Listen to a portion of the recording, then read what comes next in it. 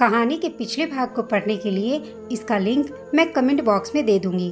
कृपया जाकर आप इसके पहले के भाग को पढ़ लेंगे। अब सुनिए आगे की कहानी। कनिषा जानती थी कि ईशांक उसे लगभग किडनैप करके ले जा रहा है, फिर भी उसके चेहरे पर चिंता या डर की भाव की जगह अजीब सी चंचलता थी, जिस पर गौर करते हुए ईशांक कुछ समझ ना सका। अपने कॉलर बटन को खोलते हुए उसने वहीं शांत लहजे में पूछा, क्लब के बारे में इतना सब कुछ जानती हो तो वहाँ के रेगुलर कस्टमर होगी। आज तक कितने लड़कों को चीटिंग किया है तुमने? मैं और चीटिंग? मैंने अपनी पूरी जिंदगी में कभी चीटिंग नहीं की है। 3-4 लड़कों के साथ डेट जरूर किया है, पर सभी से परमिशन लेकर, कनिषा बोली। ईशांक ने पूछा, क्या मतलब? कनिषा बोली, उफ, आप नहीं समझोगे, आप तो बूढ़े हो गए हो ना। मेरी उम्र की लड़कियों की एक कमजोरी होती है और वो है मर्द। मैं क्या करूँ, मर्द मेरी कमजोरी है। अपनी कही बात पर ईशांक के बदले भाव को देख कनिषा अपने मन में ही मुस्कुराई और फिर अपने होठों पर हथेली रख उसके कानों तक बढ़ते हुए आहिस्ते से फुसफुसाई, जानती हूँ ये सब हजम करना आपके लिए मुश्किल है, इसलिए मुझे छोड़ दीजिए, क्योंकि मैं आपसे शादी के बाद भी ये सब नहीं छोड़ने वाली। ईशांक बोला, फर्क नहीं पड़ता, क्योंकि ये शादी सिर्फ दिखावा है। जब तक मेरी फैमिली की इज्जत पर बात नहीं आएगी, मुझे तुम्हारे किसी शौक या मजबूरी से फर्क नहीं पड़ेगा। कहते कहते ईशांक ने अपनी पलकें कसकर बंद की और कनिषा को तर्जनी उंगली दिखाते हुए फिर से बोला, और मैं बूढ़ा नहीं हूँ, मैं सिर्फ 29 साल का हूँ। ये कैसे हो सकता है? कोई भी लड़का ये सब सहन नहीं कर सकता। कनिषा बोली, आखिर आपको मुझसे शादी क्यों करनी है? देखो, कनिषा अपना हर एक दांव उल्टा पड़ता देख अब झल्लाने लगी थी। उसे यकीन नहीं हो रहा था कि ईशांक सच में उसे शादी करने के लिए इतना उतावला है कि उसकी किसी भी ऊट पटांग हरकतों और बातों का उस पर कोई असर नहीं हो रहा। देखो, मैं बहुत बिगड़ी हुई लड़की हूँ। मेरे मोहल्ले के बच्चों से जाकर पूछ लो, मैं आते जाते लोगों को रोक रोक कर परेशान करती हूँ। राह चलते किसी के भी घर का बेल बजाकर भाग जाती हूँ, यहाँ तक कि मेरी नाक भी बहती है। मैं टिश्यू या रुमाल खरीदने की औकात रखता हूँ। ईशांक बोला, तुम्हें अपने नाक बहने की फिक्र करने की जरूरत नहीं। ईशांक ने सपाट शब्दों में बोला। कनिषा फिर भी गुस्से हो जा रही थी। बोली, साफ साफ कहती हूँ, मुझे आपसे शादी नहीं करनी। अचानक से चीखते हुए कनिषा बोली, मुझे जाने दीजिए यहाँ से। उसके चीख पर ईशांक कुछ रिएक्ट करता उससे पहले ही आगे की सीट पर बैठे बॉडीगार्ड ने गाड़ी रोक दिया। सर, हम पहुँच गए, कहते हुए उसने अपनी सीट बेल्ट खोली और जल्दी से कार से निकलकर ईशांक के लिए दरवाजा खोल दिया। चलो। निकलने से पहले ईशांक ने कनिषा की कलाई पकड़ी और उसे खींचते हुए कार से उतर गया। उतरते के साथ ही उसने अपना ब्लेजर निकाला और अगले ही पल कनिषा के सिर से लेकर चेहरे को ढकते हुए उसके बाँह पकड़े चलने लगा। ईशांक से छूटने के लिए कनिषा कसमसाई, पर वो जितना ही कोशिश करती ईशांक उसे उतनी ही मजबूती से पकड़कर लेता। आखिर में उसने किसी तरह की बीप सुनी और उसके कुछ ही पलों बाद ईशांक ने उसके चेहरे से ब्लेजर खींच लिया। काफी देर तक ब्लेजर के नीचे ढके रहने से कनिषा का चेहरा लाल दिखाई पड़ रहा था और उसके बालों की छोटी लटें माथे से नाक तक लटक रही थीं। ईशांक को गुस्से से घूरते हुए अचानक उसकी आंखें आंसुओं से भरनी शुरू हो गई और बड़ी ही तेज आवाज में वो चिल्लाई, मैं नहीं करूंगी आप जैसे राक्षस से शादी, मुझे जाने दीजिए, वरना कहते हुए जब उसे काफी देर तक कुछ सूझा नहीं तो अंतिम में उसने अपनी बात को खत्म करते हुए कहा, वरना मैं आपसे कभी बात नहीं करूंगी। ये तो गुड न्यूज है, तुम्हारा मुंह ही बंद रहेगा तो सबसे अच्छा है। ईशांक बोला, तुम्हारी आवाज सुन सुन के मेरे कानों में वैसे भी दर्द होने लगा है। ईशांक उसकी ओर अपने कदम बढ़ाते हुए गुर्राया। उसके दूसरे पल ही उसने लिविंग रूम में खड़ी एक लड़की को देखा और कहने लगा, इसे जैसी भी दुल्हन ये बनना चाहती है बिल्कुल उसी तरह तैयार करना। ईशांक का ऑर्डर सुनते ही वो लड़की हल्का सी मुस्कुराई और अपने हाथों को लहराकर कुछ इशारा किया। कनिषा हैरानी से यह सब देख ही रही थी कि तभी 2 आदमी उसके सामने क्लॉथ स्टैंडिंग हैंगिंग पोल को ढकेलते हुए आ खड़े हुए, जिन पर इतने तरह के लहंगे लटके हुए थे कि कनिषा गिन भी नहीं सकती थी। इनमें से तुम अपनी पसंद की ब्राइडल ड्रेस चुन सकती हो, ईशांक गौरवशाली रूप से हाथ उठाते हुए कहा, जिस पर कनिषा मुंह बिचकते हुए बोली, मुझे ड्रेस नहीं अपना दूल्हा चुनना है, अपनी मर्जी से। ईशांक ने कहा, यहाँ ऐसा कोई ऑप्शन नहीं है, मेरा वक्त बर्बाद मत करो, समझी? ईशांक खींचते हुए कर्कश आवाज में बोला, फिर मुझे कफन ही लाकर दे दो। कनिषा गुस्से से बोली और एकदम से आगे बढ़कर हैंगिंग स्टैंड पर लात मार दिया उन्हें और उसे नीचे गिरा दिया।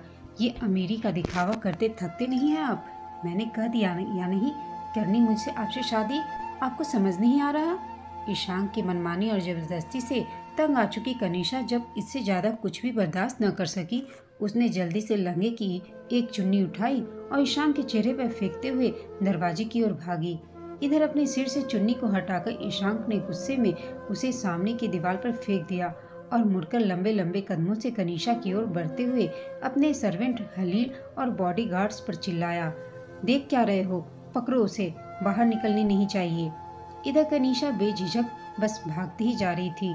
सभी की नजरों को अपने ऊपर होने के बावजूद भी वह सबको इग्नोर कर मेन एंट्रेंस गेट की ओर दौड़ पड़ी।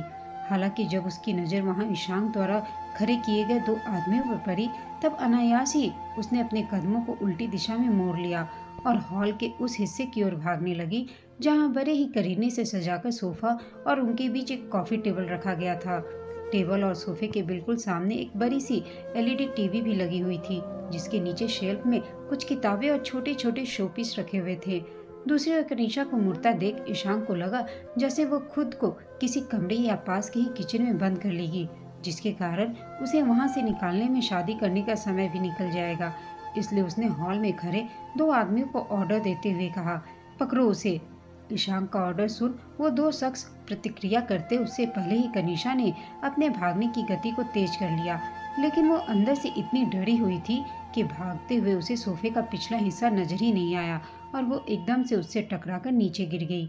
नीचे फर्श पर गिरते हुए उसे अपने कोहनी और घुटनों में चोट तो लगी, पर उसे वहीं पास में एक इंसेक्ट स्प्रे मिल गया, जिसे बिना देरी किए उसने हाथ में पकड़ लिया और उठकर सोफे पर खड़ी हो गई।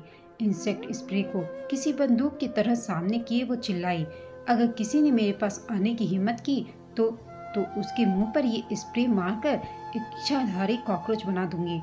हालांकि उसके इस धमकी पर ईशान के आदमियों ने कोई ध्यान नहीं दिया और दोनों बाजुओं को फैलाए आगे बढ़ते रहे। उन्हें पास आता देख कनिशा ने फिर से उन्हें वार्न किया, लेकिन जब वो नहीं माने, बिना कुछ सोचे उसने दोनों के चेहरे पर बारी बारी से स्प्रे छिड़क दिया। स्प्रे में मौजूद जहरीली लिक्विड जैसे ही उन दोनों आदमियों के आंखों में पड़ी, उनकी आंखें बुरी तरह से जलने लगी, जिससे वो दोनों हॉल में इधर उधर भागने लगे। खुद को प्रोटेक्ट कर लेने के बाद कनिशा सोफे से उतरने ही वाली थी कि तभी उसके पैर से टीवी के रिमोट का बटन ऑन प्रेस हो गया, जिससे टीवी ऑन हुआ और अगले ही पल उसमें न्यूज शुरू हो गया। न्यूज किसी बड़ी कंपनी के बारे में चल रही थी, जिसके शेयर्स बिजनेस मार्केट में इतने गिर चुके थे कि उसे बैंकरप्ट तक करार दिया जाने लगा था। और तो और उस कंपनी के ऑनर राजवीर रेड्डी को टैक्स ना भरने के जुर्म में जेल भी ले जाने की न्यूज चल रही थी। हालांकि कनिशा इस वक्त इतने तनाव में थी कि उसने उस न्यूज पर कोई ध्यान नहीं दिया और सोफे से उतरकर सामने के सफेद रंग से रंगे बड़े से दरवाजे की ओर दौड़ने लगी। दरवाजे तक पहुंच जब उसने अपने हाथ को आगे बढ़ाया और इस पे नॉब को घुमाकर खोलने लगी, तभी किसी ने उसकी कलाई पर सख्ती से अपने हाथ जमा दिए और अपनी उंगलियों पर जोर डालते हुए उसकी कलाई को बेरहमी से दबाने लगा। उस दबाव के दर्द से कनिशा के मुंह से आह निकल आई।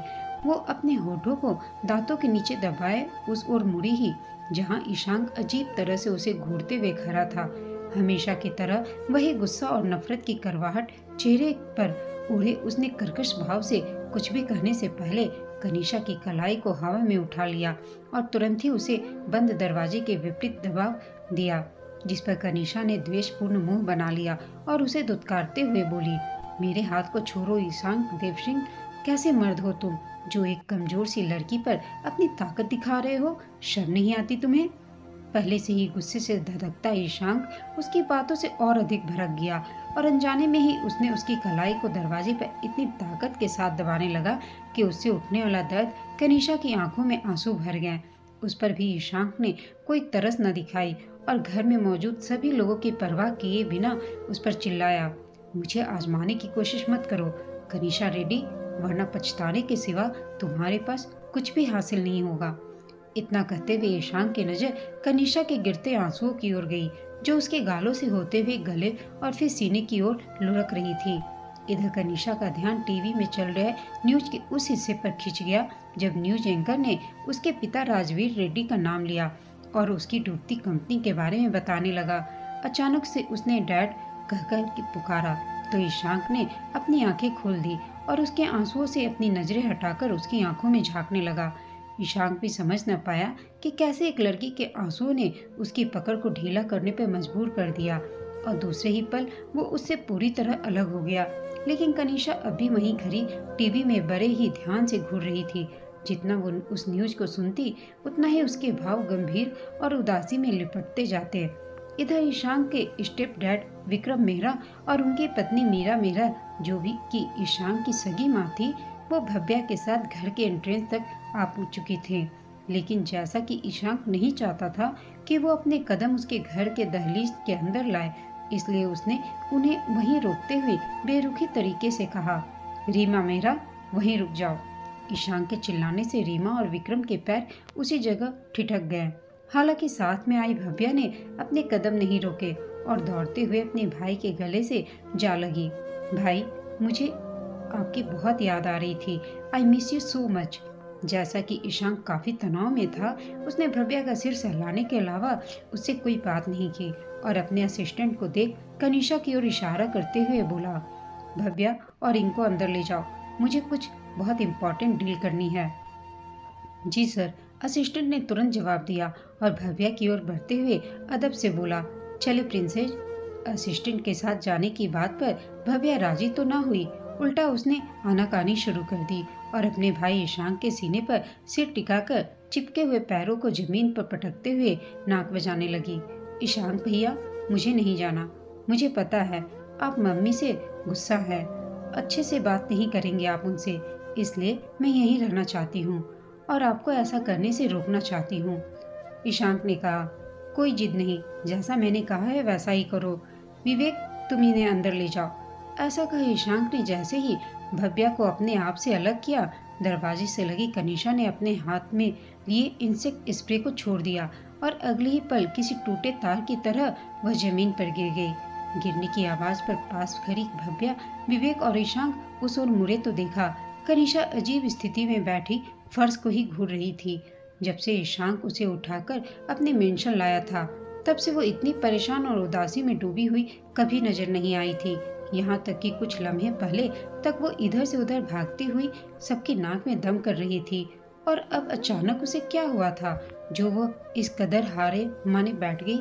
इस बारे में सोचते हुए ईशांक ने भव्या से अपना हाथ छुड़ाया और कनीशा की ओर बढ़ गया।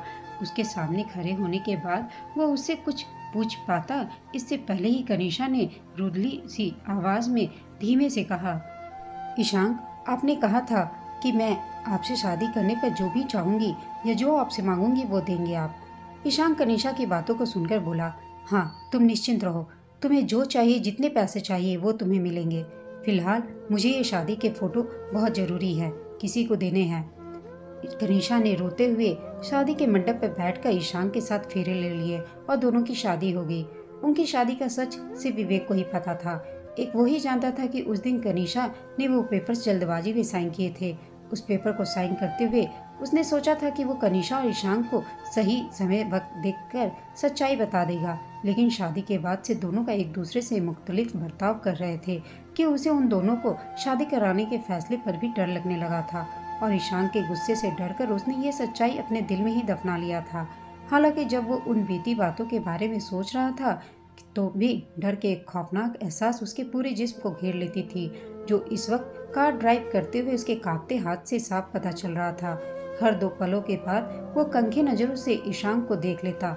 माथे के रास्ते बहती घबराहट के पसीने को पोंछते हुए उसने खुद को ईशांक से ये पूछते हुए संभाला, सर, आप कुछ सोच रहे हैं क्या? शादी तो हो गई आप दोनों की।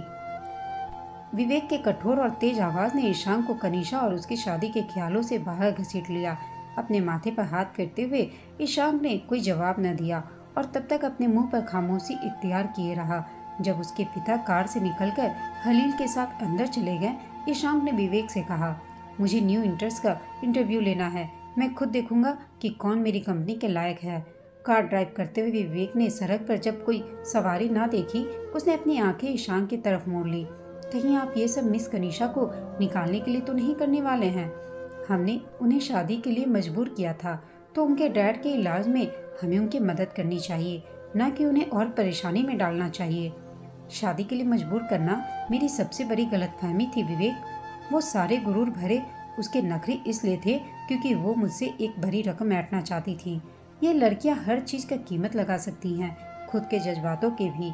ईशांक बोला, मुझे तो समझ नहीं आ रहा, आखिर आप दोनों एक दूसरे से लड़ किस बात पे रहे हैं। विवेक ने कहा, आप दोनों की शादी किस्मत से हुई है, बीच में ईगो आप दोनों क्यों ला रहे हैं। उसे लगता है इस पूरी दुनिया में एक वही ईमानदार है। ईशांक ने कहा, मैं बस उसकी ये गलतफहमी दूर करना चाहता हूँ और जताना चाहता हूँ कि वो एक लालची लड़की से ज्यादा कुछ नहीं है।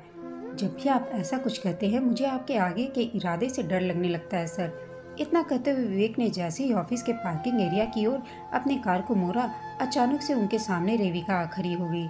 उसकी आंखें सूजी हुई और लाल नजर आ रही थी। माथे पर पड़ी अनगिनत बल उसकी चिंता के भार को अपने में समेटे हुए थे, जिसे देख विवेक ने ईशान की तरफ घूरते हुए कहा, इनके एक्सप्रेशन से लगता रहा है कि आपकी शादी की खबर इन्हें पची नहीं है। मैंने तो पहले ही कहा था कि इन्हीं से शादी कर लो, लेकिन आप माने नहीं। अब कीजिए इनके काली का अवतार। कार से नीचे उतरने से पहले ईशांक ने विवेक को यूं घूरा मानो उसकी चलती हुई जबान को काटकर कहीं फेंकने के लिए धमक रहा हो।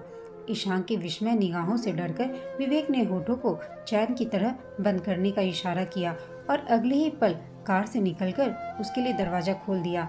कार से निकलते ही ईशांक ने अपने ब्लेजर के दोनों बटन को लगाया और सामने खड़ी रेविका को अनदेखा कर ऑफिस एंट्रेंस की ओर बढ़ा।